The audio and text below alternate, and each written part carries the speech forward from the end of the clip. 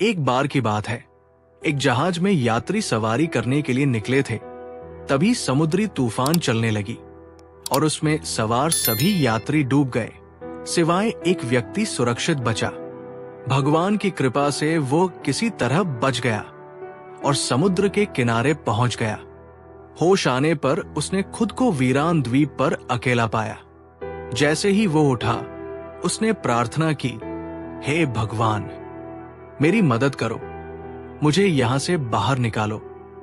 लेकिन दिन बीतते गए और कोई भी मदद करने के लिए नहीं आता। वो हर सुबह प्रार्थना करता और हर रात समुद्र के किनारे सो जाता, लेकिन कोई भी उसे बचाने के लिए नहीं आता।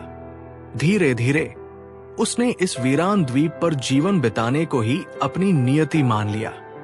उसने लकड़ी और घास इकट्ठी कर एक झोपड़ी बनाई। जहाज के बचे हुए सामान को जमा कर उसने झोपड़ी में रखा। जीवित रहने के लिए वो नारियल और मछलियां खाने लगा। धीरे धीरे उसने द्वीप पर रहना सीख लिया। एक दिन उसने खाना पकाने के लिए आग जलाई। जब वो वापस आया तो उसने देखा कि उसकी झोपड़ी जलकर राख हो चुकी थी। उसका झोपड़ी भी नष्ट हो गया। गुस्से में उसने आकाश की ओर देखा और शिकायत करने लगा, हे भगवान, मैंने तुमसे मदद मांगी, लेकिन तुमने मेरी एक न सुनी। अब मेरी झोपड़ी भी जला दी। तुम कितने निर्दयी हो।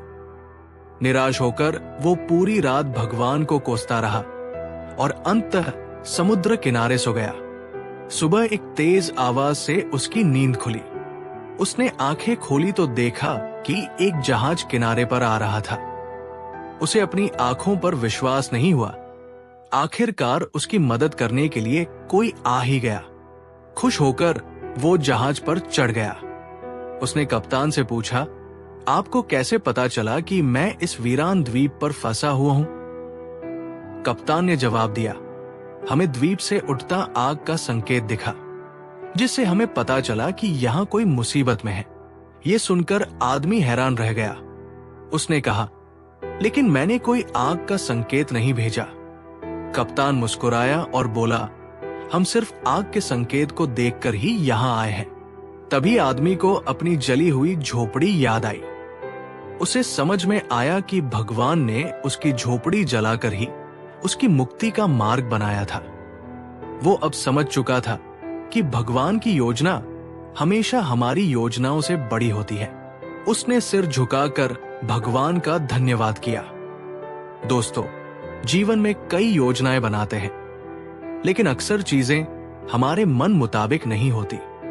जब मुश्किलें आती हैं, तो हमारा धैर्य टूटने लगता है और हम भगवान से शिकायत करने लगते हैं।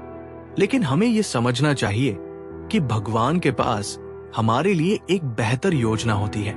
अगर हमारी इच्छाओं के अनुसार चीजें नहीं हो रही हैं, तो शायद भगवान हमारे लिए कुछ और बड़ा और अच्छा तैयार कर रहे हैं। बस विश्वास बनाए रखें, मेहनत करते रहें और कभी भी उम्मीद न छोड़ें। दोस्तों, यदि आपको इस कहानी से थोड़ा सा भी सीख मिला है, तो प्लीज इस वीडियो को लाइक करके और सब्सक्राइब करके बेल आइकन को ऑल पर सेलेक्ट कर लीजिए और अपने दोस्तों के साथ भी इसे शेयर कर दीजिए।